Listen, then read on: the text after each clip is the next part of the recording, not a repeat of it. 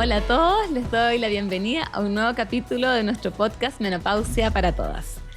¿Qué está pasando con mis reglas y qué es lo normal? Los periodos irregulares son un sello de la perimenopausia, que es la etapa de transición que experimentamos las mujeres antes de la llegada de la menopausia. En este tiempo es en el que comenzamos a ver variaciones en los patrones de sangrado, que son la consecuencia de los cambios hormonales que estamos experimentando.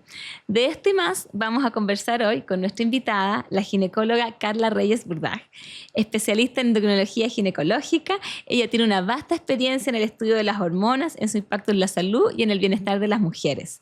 Además, como directora de la Sociedad Chilena de Climaterio, dedica parte de su día a día a promover el conocimiento del climaterio y de la menopausia y a educar a otros profesionales para que así ellos puedan atender de la mejor forma a pacientes en esta etapa de la vida. Hola Carla, muchas gracias por estar aquí y haber aceptado nuestra invitación. Muchas gracias a ti, Pilar, por la invitación. Para comenzar, me gustaría que nos contaras un poquito acerca de ti, por qué decidiste estudiar medicina y qué fue lo que te llamó la atención de la ginecología. La verdad que desde que tengo uso de razón quise estudiar medicina. Fue siempre me gustó ayudar. La vocación de servicio es algo que está súper marcado en mí y ayudar en todo ámbito de cosas. Enseñando, estudiando en cosas en las que uno puede hacer por las otras personas, y el acostarse en la noche con el corazón llenito de que uno sembró algo de cariño, la verdad es que eso es impagable. Y medicina tiene eso, tiene vocación de servicio, ayudar al que lo necesita, y ayudar no solo en la enfermedad, que eso es lo más lindo, es ayudar íntegramente a la persona, en espíritu, a veces con un consejo, o otras veces con medicamentos. Entonces es bastante amplio el cómo uno puede ayudar a un paciente. Incluso ahora, por ejemplo, dando en una entrevista información acerca de una etapa de la mujer. ¿Y qué fue lo que te llevó a la ginecología y después finalmente al querer acompañar como parte de tu día a día a mujeres en el periodo de menopausia? Yo creo que fueron varias cosas. Uno, me encantó la rotación de ginecología obstetricia durante el estudio de medicina. Y por otra parte, mi embarazo. Fíjate, mis hijos mayores son un embarazo gemelar, súper complejo, con rotura de membrana a las 14 semanas, estuve hospitalizada, todo.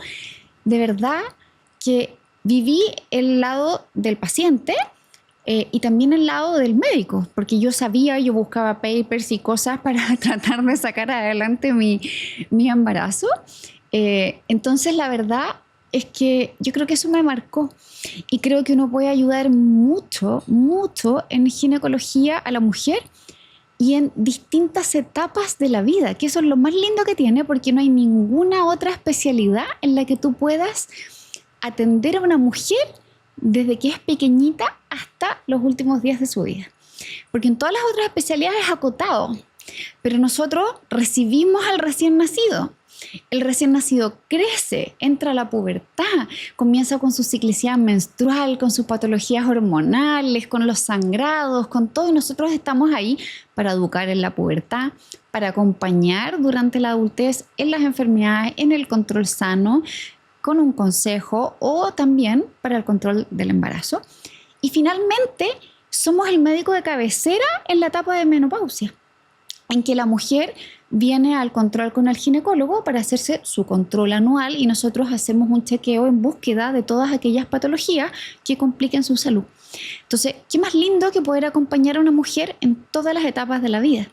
Yo ya tengo la fortuna, o sea, no sé si la fortuna en realidad, pero me siento orgullosa de poder tener de paciente hoy en día a guaguitas que hoy en día crecieron, ya son grandes, y hoy en día son pacientes mías y yo las traje al mundo, por ejemplo.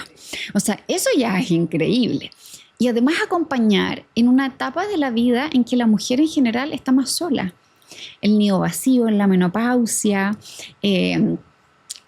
ya llega a las cúspides en sus temas laborales, cambia la vida de la mujer, y más encima empiezan los bochornos y otros síntomas en el fondo que son parte del envejecimiento y otras enfermedades. Entonces, qué más lindo que poder acompañar en cuerpo y alma en el fondo a un paciente en estas etapas de la vida. Estoy de acuerdo contigo que el acompañamiento de mujer en el periodo de menopausia puede ser muy gratificante para nosotras como doctoras. Sí. Y sobre todo que yo siento que en la Facultad de Medicina nos enseñaban poco de menopausia. súper poco. Yo siento que en la medida que yo me recibí de médico, me formé de gine, poco a poco he tenido que irme autoformando, yendo a cursos, congresos y distintas cosas, en el fondo para poder crecer en esa etapa de la vida en conocimiento. Y creo que además en los últimos 20 años han habido cambios enormes en eso, como desde el no tratar o tratar una menopausia, por ejemplo. Entonces, yo siento que hoy en día el concepto es lograr una plenitud de la menopausia. No es un envejecimiento, es una nueva etapa de la vida que tenemos que vivirla plenamente. Las mujeres de la Edad Media fallecían antes de tener la menopausia. Hoy en día vivimos hasta los 90, 95 años y la verdad es que vamos a estar más de la mitad de nuestra vida, o al menos casi la mitad de nuestra vida, en menopausia. ¿Por qué no voy a poder vivirlo bien? Entonces, tratar esa etapa yo lo encuentro un desafío y una linda experiencia.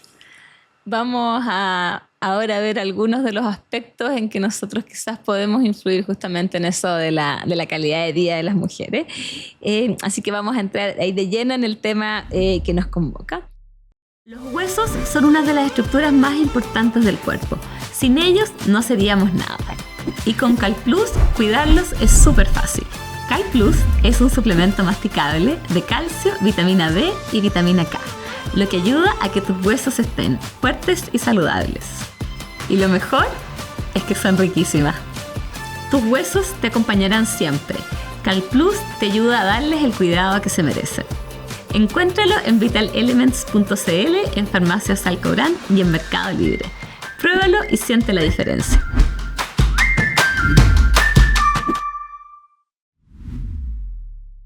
Nosotros hemos hablado ya en capítulos anteriores del podcast acerca de que cuando nos referimos a perimenopausia, transición a la menopausia, climaterio, estamos hablando del periodo de cambios que van a ocurrir naturalmente antes de la menopausia, cuando empiezan a cambiar las menstruaciones y pueden incluso ya haber aparecido algunos síntomas.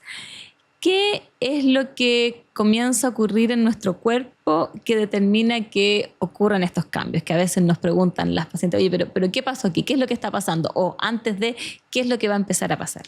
Yo creo que primero que nada tenemos que tener súper claro que a diferencia del hombre, la mujer nace con la cantidad de óvulos que vamos a tener toda nuestra vida. Y en la medida que ellos se agotan, nos empezamos a acercar a la menopausia. ¿En qué sentido? En la perimenopausia, nuestra reserva ovárica, nuestra reserva de folículos ovulatorios, que es lo que determina nuestra etapa reproductiva, en el fondo nuestra etapa fértil, comienzan a agotarse. Y eso hace que tengamos menor producción de estrógenos por parte del ovario al haber menor cantidad de folículos productores de ellos. Esta menor producción de estrógeno genera un feedback, como una retroalimentación negativa a nivel de la hipófisis, estimulando dos hormonas que son la FSH y la LH, hormona folículo estimulante y la hormona luteinizante.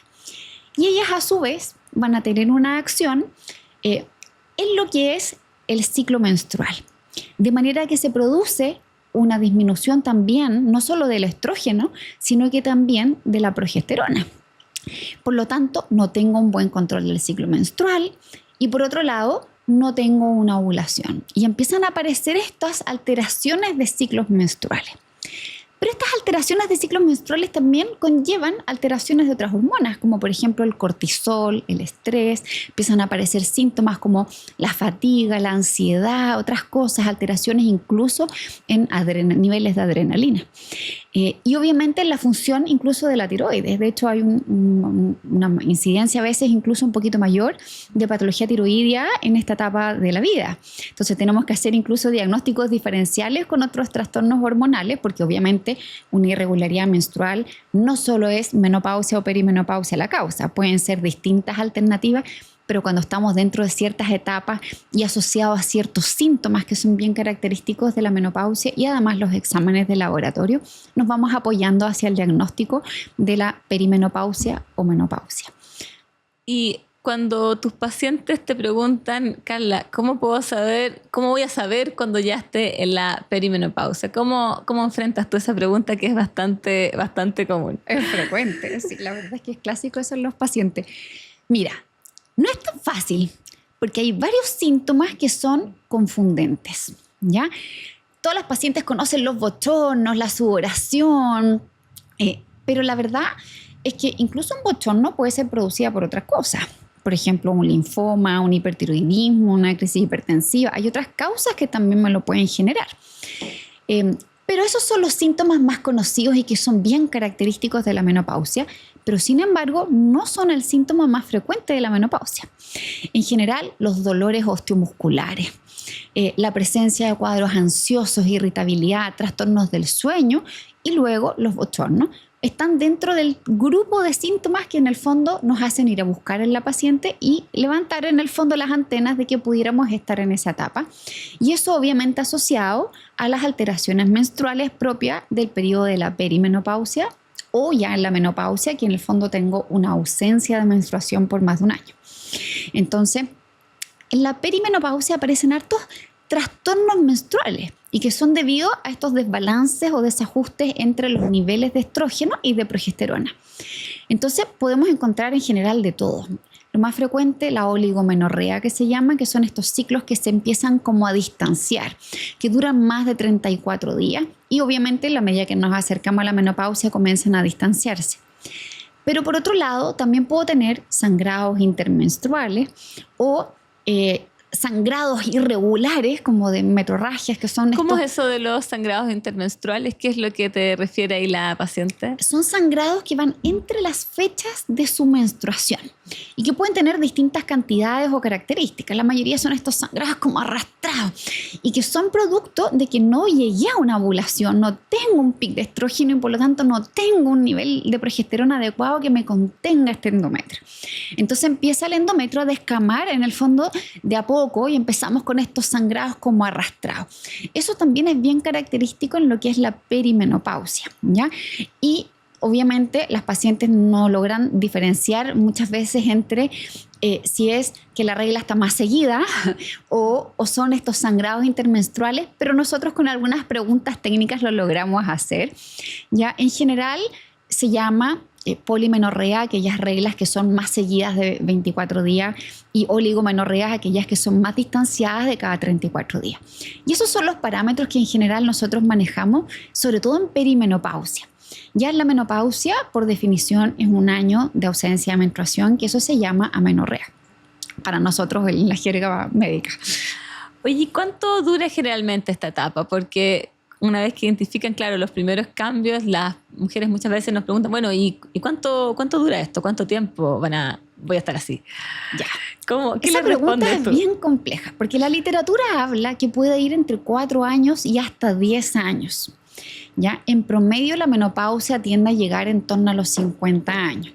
Entonces, más o menos unos 4 años antes uno debería pensar que van a empezar a aparecer estos síntomas y que se van a ir intensificando hacia la menopausia. Pero este periodo es largo y es variable según las mujeres. Y también existe la insuficiencia ovárica prematura o menopausia precoz, que también le llaman las pacientes, y que en el fondo llega en etapas en mujeres bastante jóvenes y obviamente tiene una repercusión importante en su fertilidad. Entonces, cuando vemos estos síntomas, estas irregularidades menstruales asociados a estos otros síntomas, siempre ver los antecedentes familiares, si es que hay antecedentes de menopausia precoz, si es que hay alguna enfermedad inmunológica, endocrinológica, hacer exámenes de laboratorio, medimos FSH y estradiol principalmente para poder ver todo lo que es el diagnóstico propiamente tal de la menopausia, que como les explicaba anteriormente, como tengo poquito estrógeno, se gatillan estas hormonas hipofisiales y aumentan. Entonces, en la medida que más intensa está o más tiempo llevo en menopausia, en general son más altos los niveles de esta FSH y LH y me ayudan obviamente a orientarme al diagnóstico junto con niveles de estrógenos bajos. Entonces, es esta combinación de historia clínica, de los síntomas, del examen físico y obviamente de los exámenes de laboratorio los que nos ayuda a cerrar en el fondo este diagnóstico. Al que no siempre es tan fácil llegar. A veces puede ser desafiante.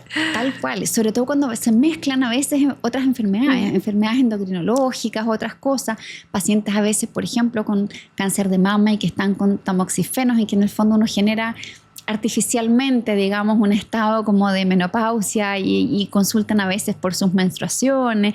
Hay distintas situaciones que lo pueden producir. Y lo otro que también hay síntomas confundentes. Muchas veces me pasa mucho que llegan las pacientes y me dicen, es que estoy cansada, estoy tan cansada. Y obviamente es uno de los síntomas importantes de la menopausia, igual que la ansiedad, pero también puede ser producido por otras cosas. Por ejemplo, el cansancio final de año, ¿quién no lo tiene?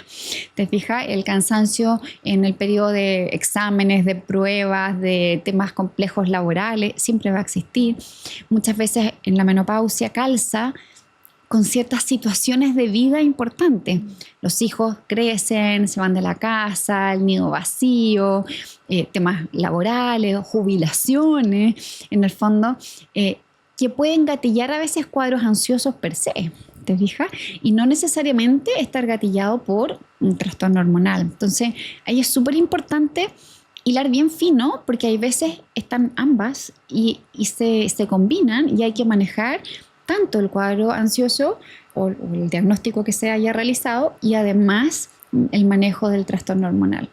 Sí, porque si no, claro, pues con terapia hormonal no se van a solucionar los temas que tienen otro origen. Tal cual. Si no, se van a cumplir en ese caso las expectativas de la paciente. Tal cual, tal cual. Sí. Tú mencionaste recién varios de los síntomas y quería, si nos pudieras comentar un poco sobre estos cambios hormonales que están ocurriendo con la tendencia a la baja de los estrógenos. ¿Qué consecuencias van a tener no solo en relación a los síntomas? Si quieres comentar algún otro, bienvenido.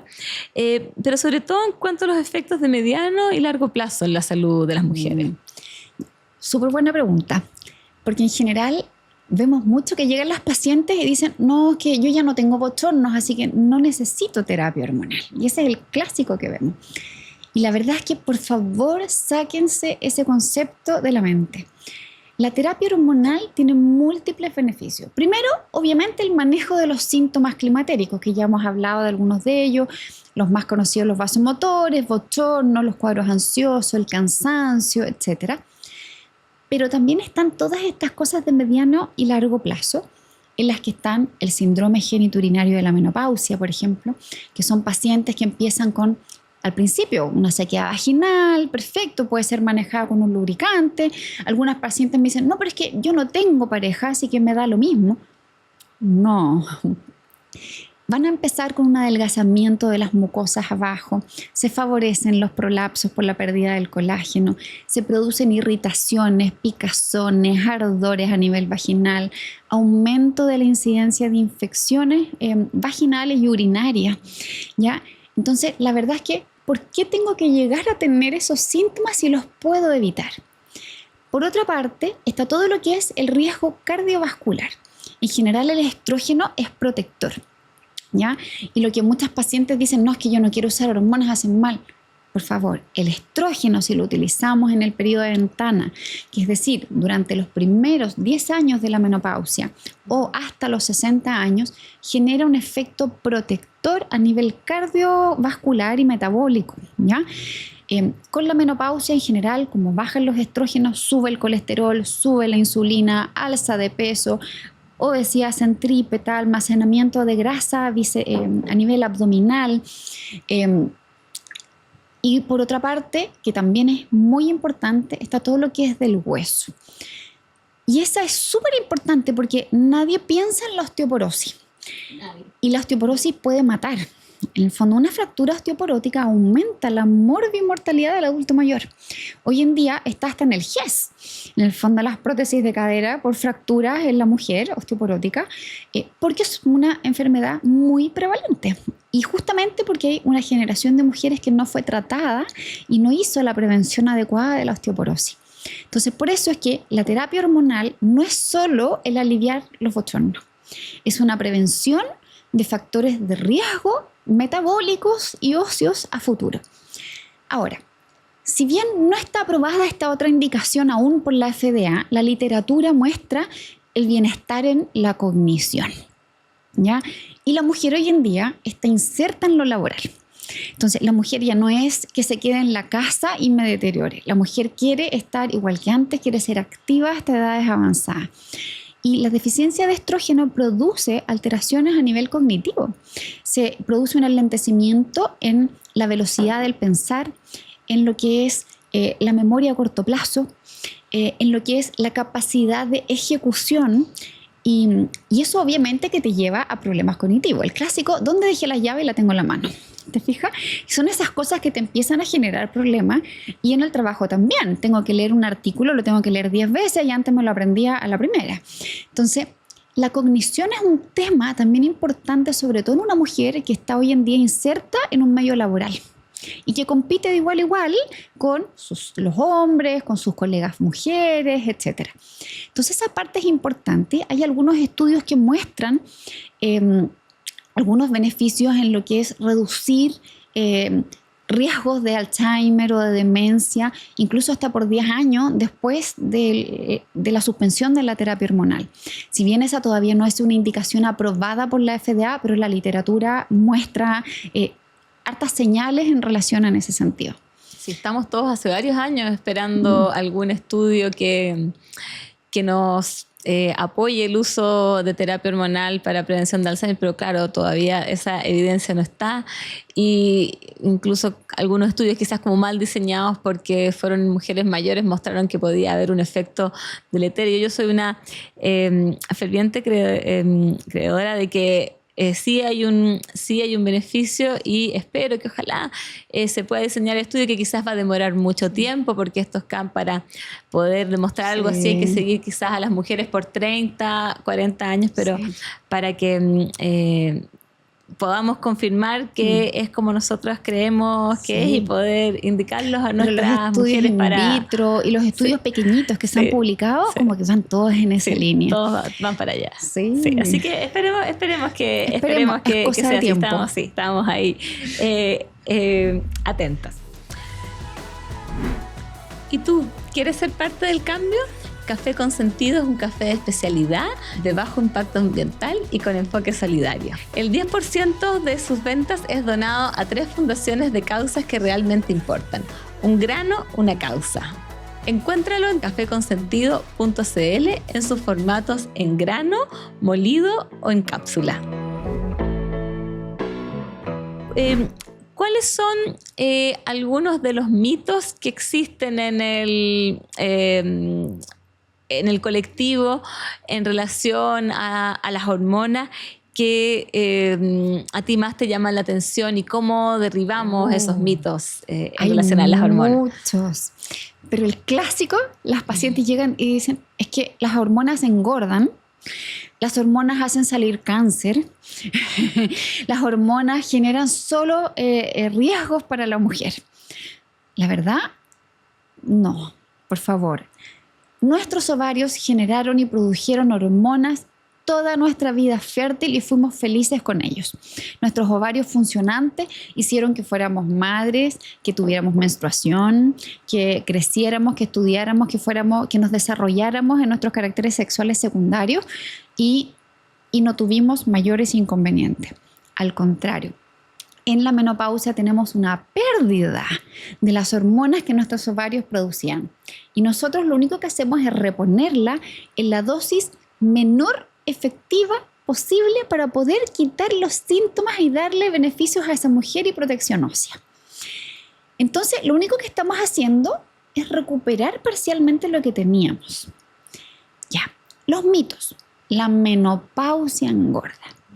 Con la menopausia se producen alteraciones metabólicas, sube la insulina, sube el cortisol, si sube el cortisol, sube la leptina, me da hambre, con el cortisol tengo retención de líquido, más me sube la insulina. ¿Qué hace la insulina? Almacenamiento de la grasa a nivel abdominal, y por otra parte genera apetito y avidez por el consumo de hidratos de carbono. Y si como hidratos de carbono, ¿qué hago? Subo de peso. Y obviamente aumenta mi riesgo de todas las enfermedades metabólicas, diabetes, resistencia insulínicas, etc. Por otra parte, la baja de estrógenos genera alzas y cambios en el perfil lipídico, en el colesterol.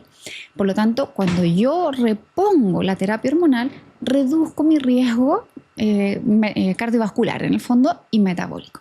Por lo tanto, tener claro que no es la hormona la que engorde, es la que engorda es la menopausia. Se lentece el metabolismo basal. Perdemos además masa muscular. Y el músculo es el que consume el azúcar y la insulina. Por lo tanto, si yo tengo menos masa muscular, mi metabolismo basal es más bajito, quemo menos calorías y por lo tanto puedo comer menos. La menopausia implica que me tengo que cuidar, cambios de estilo de vida, ejercicio, de alimentación y tengo que tener una reposición hormonal. Yo creo que ese es como uno de los mitos más frecuentes que hay. Y claro, como estos cambios metabólicos que tenemos en la menopausia, nunca antes los habíamos tenido. Las mujeres nos desconocemos por completo y quizás, claro, ahora antes uno iba de vacaciones, subía un par de kilos, 1 o 2 semanas, almuerzo, ensalada y listo. Y resulta que eso ahora no ocurre. Incluso las mujeres dicen que hacen cambios, empiezan a hacer más ejercicio y aún así no siguen subiendo de peso. Entonces, si entre medio una mujer tenía síntomas y le dimos hormonas con estrógeno, ella va a atribuir que el único cambio que yo he hecho es que estoy tomando este medicamento nuevo. Así que casi como que se les reforzara su teoría. Así que sí, ese es un método muy frecuente, clásico. Muy frecuente. El otro es el del cáncer, fíjate. Yo acá quiero ser súper majadera. En general, el cáncer de mama se presenta y tiene factores de riesgo propios de la paciente, sobre todo factores hereditarios, genéticos. Hay genes involucrados en la génesis del cáncer de mama. A mayor edad aumenta la incidencia en general de todos los cánceres prácticamente, sobre todo cáncer de endometrio, de ovario, de mama, que son cánceres como propios de la mujer, que si bien pueden darse en distintas edades, son más frecuentemente presentados en la etapa de la menopausia, ¿ya? En general, el dar estrógenos no está asociado a un incremento de cáncer de mama. El estrógeno per se ha visto incluso que es benefactor. Y si lo tuviera sería muy mínimo. En general se ha asociado más a la progestina en la incidencia del riesgo de cáncer de mama. Por lo tanto, una mujer, por ejemplo, que no tenga útero, que utilice un estrógeno transdérmico, por ejemplo, yo no le estoy incrementando el riesgo de cáncer de mama. En aquellas mujeres que tienen su útero y que tengo que utilizar estrógeno y progesterona, hay que elegir cuál progesterona utilizar, porque hubo un estudio, el JUI, donde se asoció el incremento del riesgo de cáncer de mama a una progestina en particular y que hoy en día no la utilizamos en menopausia. No, casi nunca, nada, en realidad muy poco. Hay un anticonceptivo por ahí en el que se ocupa, pero la verdad es que en etapa de menopausia esa progesterona no está dentro del pool de progesteronas que utilizamos para el control del sangrado de la menopausia. Entonces, en ese sentido, yo creo que nos podemos quedar súper tranquilas que la verdad es que no nos están incrementando mayores riesgos. Y al revés, reduce el riesgo de cáncer de ovario, reduce el riesgo de cáncer colorectal. Por lo tanto, tenemos incluso efectos protectores en otros cánceres. El riesgo de cáncer de endometrio también lo reducimos utilizando en el fondo terapia hormonal y sobre todo si es que utilizamos una progestina de uso continuo, reducimos aún más todavía el riesgo de cáncer de endometrio. Entonces, son mitos que tenemos que lograr sacar de las pacientes. Yo diría que el tercer mito grande es el cardiovascular.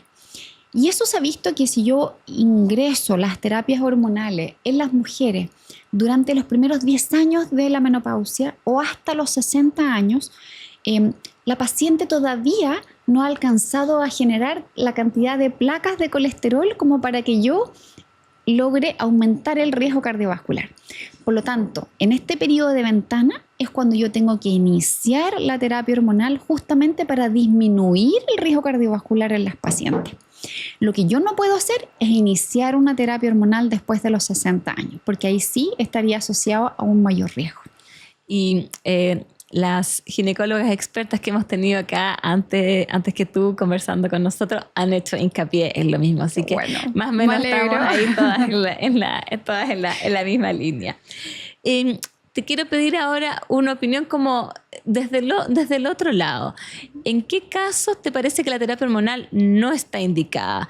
Si bien quizás pudiera uno haber leído por ahí o alguna paciente puede pensar que sí tiene un beneficio en ese aspecto, para que podamos ahí también transmitir un equilibrio. En general, para las pacientes, como conceptos gruesos, una paciente que ha tenido un cáncer de mama tiene una contraindicación absoluta al uso de hormonas.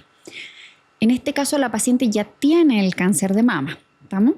Y la mama lamentablemente tiene receptores hormonales. Por lo tanto, si yo a esa paciente, aunque ya haya recibido tratamiento de su cáncer de mama y esté dada de alta, ya tuvo un cáncer de mama y por lo tanto hay riesgos de recidiva. Si yo doy hormonas, puedo estimular el crecimiento de un cáncer de mama.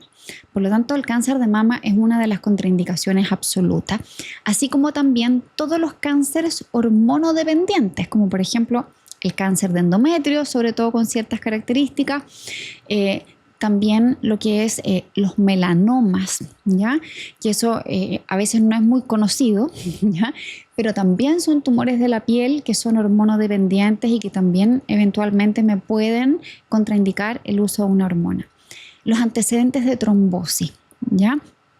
Los antecedentes de trombosis, pacientes que tengan trombofilias o que ya hayan tenido trombosis, sobre todo trombosis asociadas al uso de anticonceptivos, son pacientes que en general no deberían utilizar hormonas, ¿ya? Y cuando las indicamos, además, tenemos que preocuparnos de compensar a la paciente previamente al uso de las hormonas. Si tiene diabetes, tratar de normalizar las glicemias, su hipertensión, su colesterol, de manera de poder disminuir el riesgo basal que tiene la paciente por sus patologías basales antes de yo poder iniciar una terapia hormonal. Para que esté en la mejor versión. Exactamente. Volviendo al tema que tocamos anteriormente de los sangrados. Para una mujer es difícil saber si el sangrado que ella tiene es abundante o no, ya que el único referente de comparación que tiene es ella misma, y a veces probablemente también te ha tocado escuchar a mujeres que tú dices: ¿cómo puede esta mujer haber estado así 20 años con reglas de esas características? ¿Cuándo una mujer debería considerar en este periodo de perimenopausia que el sangrado que está teniendo no es normal y que debería consultar? Cualquier sangrado que dure más de 7 días no es normal. Cualquier sangrado que tenga coágulos no es normal. Aquel sangrado que te manche la ropa o que te limite a hacer tu vida diaria no es un sangrado normal. Es decir, no me atrevo a salir porque estoy con la regla porque me voy a manchar la ropa. Eso no es normal, ¿ya? Así que ojo con eso, que son situaciones que tenemos que tener súper claras de que la regla o es muy abundante en volumen o que está teniendo una duración más abundante de lo habitual, que son aquellas que duran más de 7 días. Lo otro, cuando son arrastradas en el tiempo, aunque sean de pequeñas cantidades, pero de goteos, también siempre consultar, eso no es normal. Ahora, estas irregularidades normalmente se dan en el periodo de perimenopausia. En la menopausia, ningún sangrado es normal. Ninguna mujer debe sangrar en la menopausia. Ya, si yo ya llevo más de un año sin regla y comienzo a tener sangrados, siempre consultar, ¿ya?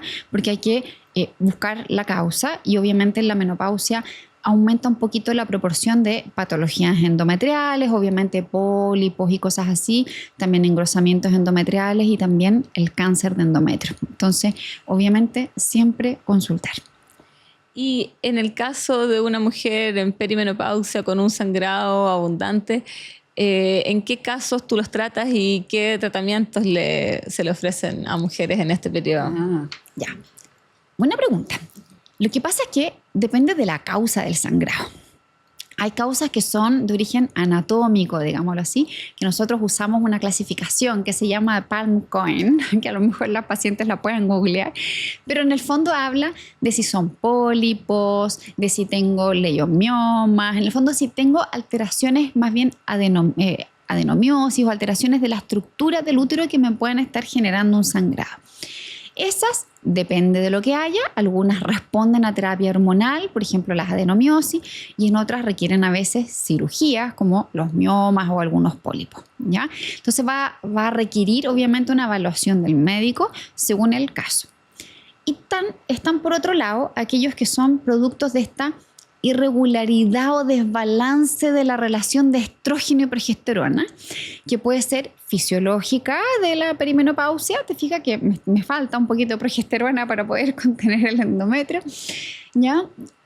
Pero también hay que tener siempre presente las sospechas de malignidad, de trastornos de coagulación, de problemas endocrinológicos, de coagulopatías, que son otras causas que también siempre van a estar presentes en todas las edades. Entonces, toda paciente que tenga una alteración del sangrado debería consultar y el médico revisar su historia clínica, sus antecedentes familiares, cuándo empezaron los trastornos de los sangrados, el examen físico. Uno puede palpar un útero y sentir si es que hay miomas o un útero aumentado de tamaño. ¿Estamos? Ojo, la perimenopausia también pueden haber embarazos.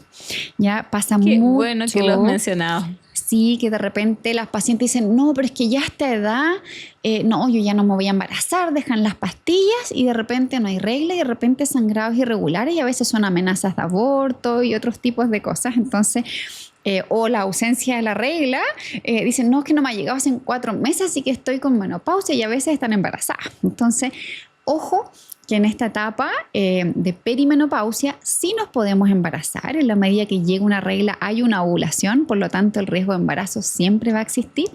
Y son embarazos además más complejos porque aumenta la tasa de síndrome de Down y algunas genopatías también a mayor edad. Así que hay que tener cuidado de dar una buena consejería en cuanto a anticoncepción de la perimenopausia y a los cuidados de la mujer en esta etapa además, ¿ya? Pero las causas del sangrado, volviendo a la pregunta inicial, son varias. Entonces el médico tiene que examinar, ver la historia clínica, los antecedentes familiares, pedir los exámenes y tratar la causa que me está generando el sangrado. Si es por perimenopausia, por estas disfunciones hormonales, muchas veces con anticonceptivos de perimenopausia, la verdad es que andan súper bien. Y ahí hay un pool de alternativas y podríamos dar una clase de eso, la verdad, porque están desde los dispositivos liberadores de progesterona, hay muchos conocidos, no puedo dar nombres comerciales, y también hay pastillas y hay distintas, en el fondo, alternativas que se pueden usar para poder controlar el sangrado, hasta que ya llegamos a la menopausia. Bueno, y ese es el rol de nosotros, es ver por qué la mujer está sangrando y ofrecerle distintas alternativas de tratamiento. La parte que la mujer tiene que hacer es identificar, y que con todo, como tú lo explicaste, queda bastante claro cómo hacerlo, cuando un sangrado es anormal, para que consultemos, ya sea con nuestra matrona en el consultorio, con un ginecólogo o con otro profesional también. Para terminar nuestra conversación, me gustaría que nos pudieras transmitir algún mensaje a todas esas mujeres que están pasando por este periodo de perimenopausia y menopausia. ¿Qué les recomiendas para que puedan vivirlo de la mejor manera posible? A ver, yo creo que acá son varias cosas. Yo creo que es una etapa de vida en que tenemos que manejarla de una manera plena. Plena en todo sentido. Plena en la casa y plena en salud. Es una etapa que hay que disfrutarla. Ya criamos, ya terminó esa etapa y en adelante viene la etapa de disfrutar la vida. Disfrutémosla sin síntomas de la menopausia. Consulta a su ginecólogo, reciba tratamiento ya sea de anticoncepción de la perimenopausia o ya de frentón, terapia hormonal de la menopausia. Sea evaluada por un ginecólogo para eso o una matrona, de manera de recibir la terapia adecuada para ella. El ideal es pasar de la etapa reproductiva a la anticoncepción de la perimenopausia y luego la terapia hormonal de la menopausia, de manera de que todos los síntomas y cambios que vienen en esta etapa pasen un poquito más desapercibidos, ¿ya? La terapia hormonal de la menopausia, no tenerle miedo, ¿ya? La terapia hormonal, si uno hace los controles anuales, está con su ginecólogo, la verdad es que lo que va a generar es prevención de osteoporosis, prevención de riesgo cardiovascular y mejor calidad de vida. Y mejor relación de pareja, porque tratamos también lo que es el síndrome genitourinario, que ya lo habíamos nombrado. Siempre tiene que ir asociado a un cambio de estilo de vida, en el sentido de ejercicio, no fumar, mantener un peso saludable, ¿ya? De manera que toda nuestra vida apunte hacia una plenitud en lo que es la vida del día a día. El cigarrillo, el estrés, son cosas que pueden agravar los síntomas de la menopausia. Entonces, tratar de manejarlos y controlarlos. Yo te diría que eso. Y yo creo que la menopausia es una etapa que debe ser bien vivida y con tratamiento anda muy bien. Muchas gracias, Carla, por esta conversación que ha estado muy entretenida. y muchas gracias a todos quienes nos han acompañado y escuchado en un nuevo capítulo de Menopausia para Todas.